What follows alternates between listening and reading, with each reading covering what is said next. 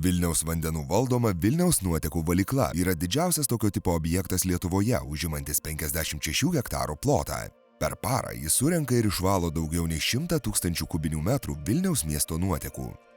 Nuotekos pirmiausiai valomos mechaniniu būdu, atskiriant stambesnes šiukšles.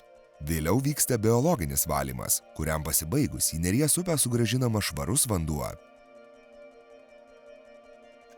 Iki šių dienų valykla transformavosi ir tampa moderni. Tai buvo būtina siekiant atliepti augančio Vilniaus poreikius ir griežtėjančius gamtosauginius reikalavimus.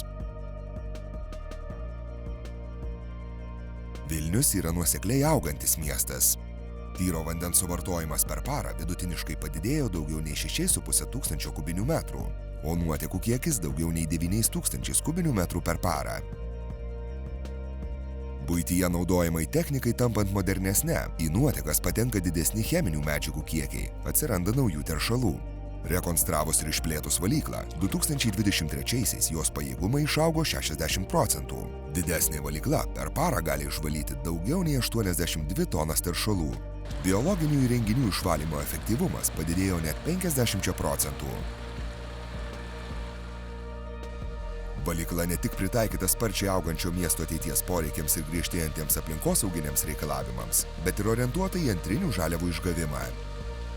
Valykloje iš surinkto dumblo išgaunamos žaliosios biodujos.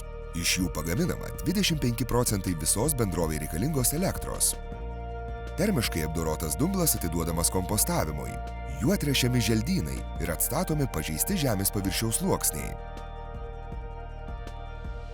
Vilniaus nuotekų valykla veikia pagal žiedinės ekonomikos principus, sugrąžindama į gamtą tai, kas iš jos buvo paimta.